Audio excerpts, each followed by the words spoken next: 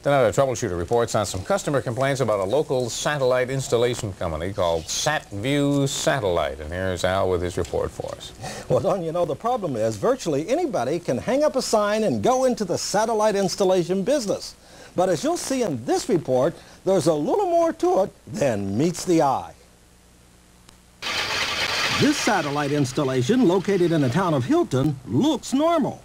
It jiggles and it wiggles, but its owner says it's been an outright miscarriage of justice.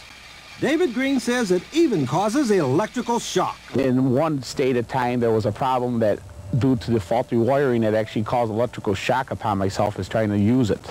Green says it was poorly installed and built too close to the ground. So close, the dish can actually drag on the ground. My 12-year-old son turned it on one time to watch it, and in trying to rotate the disc literally bent in half. Green says his satellite dish was purchased and installed by SatView Satellite of West Ridge Road, the king of satellite dish installations in this area. I've got more systems up and operating than everybody else combined. So when you get more people, you're going to have more problems. And he was right. SatView Satellite does have other complaints. Because of their rural location 2 years ago, the Gillen family of Victor, New York also purchased a satellite dish from SatView. For them. But according to Kip Gillen, since that time, since 1984, out of the total time that we've had the dish, we've had it actually working about 6 months. And a close inspection of the Gillen's installation raises some serious questions about the quality of SatView's workmanship. In fact, a competitor says he's received 30 to 40 redos of SatView's installations. We've had quite a few changeovers of actually redoing most of the systems. People complaining that no pictures and their dishes were falling over, and just very poor installation. Reliable. Not according to SatView's owner. Bear in mind that my company is a referral business. If I did the kind of workmanship that you're describing, I'd be out of business a long time ago. Well, obviously, we started on this story some time ago. That was 3 months ago. That's why you saw snow on the ground. Now, tomorrow we'll take a close-up look at what some of SatView's customers are complaining about and why they feel they've been cheated. We'll be watching. Dick? Okay, thanks, Al. Later tonight during 13 Sports. Customer complaints about SatView Satellite, a satellite dish installation company. Al has just arrived here in the past few moments, fresh from his investigative typewriter. Yeah, I flew in on satellite myself for that one. You caught me getting ready there. Well, Don, you know, for the past several years, SatView Satellite has installed numerous dishes for customers throughout western New York. And the problem is, some of SatView's customers are still complaining months later. As we learned in our previous report, when a competitor of SatView was asked by the Gillens of Victor, New York, to analyze their satellite problems, he basically said it was a sloppy installation. Well, what about the installation here? Do you think this is a good and adequate installation? Look at all these wires hanging around here. No, absolutely not.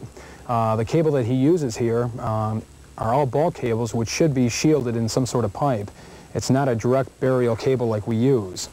We have a direct burial cable that has everything right in one that can be put directly right into the ground. This satellite dish is supposed to pick up 18 different satellites, 23,000 miles out into space.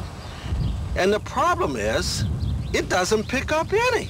There were a couple of problems with the mount. Actually, the concrete was never set up properly, so they had to come back and reinstall the concrete. And I guess the dish was turning right around as far as the whole pole right in the ground. That was before it fell over, by the way. Before the dish actually fell over. You mean the dish fell over? On its side, yeah. I've never had a dish fall over, sir. You never had? Never had a dish fall over. Even after windstorms? I've never had a dish fall over. Never. But then we asked the owner of SatView about the sloppy appearance of his installations and why it took 6 follow-up service calls to the Gillens. I want you to understand something and hear me loud and clear. Mr. Gillen, okay, is one of the type of people that God himself would have a hard time pleasing. So I made sure when I left this guy on March 22nd that he was working fine. And what does Mike Dana call working fine? Now this is the antenna control box. And according to the Gillens, SatView tried to solve a shorting out problem by doing this.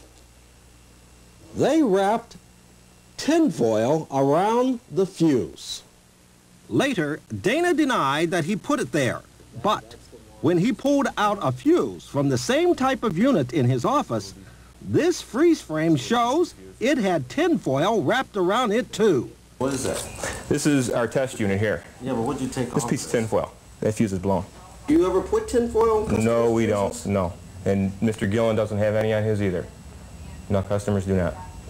Well, Mr. Dana, when I was at Mr. Gillen's house, I pulled a fuse out from back that same slot on this unit in his house, and it had a piece of tinfoil on it. No. Well, and we also found out that the couple that we interviewed yesterday in yesterday's report, that they also alleged that they had tinfoil wrapped around the fuses in their units. Now, we caution that anybody who has a SatView installation that they should immediately check to see if they have tinfoil wrapped around your fuse, because if you do, it could be a fire safety hazard. Tinfoil should not be wrapped around fuses. Now, in the meantime, SatView says the majority of its installations are trouble-free. And when the Greens took SatView to court recently, the Greens lost. However, in the 3 months that we've been trying to resolve the issue with the Gillums and SatView, that issue has not been resolved. So time will only tell what the outcome will be when the Gillums try their case in court. And we'll be watching. Thanks, Al. Later tonight from News Center.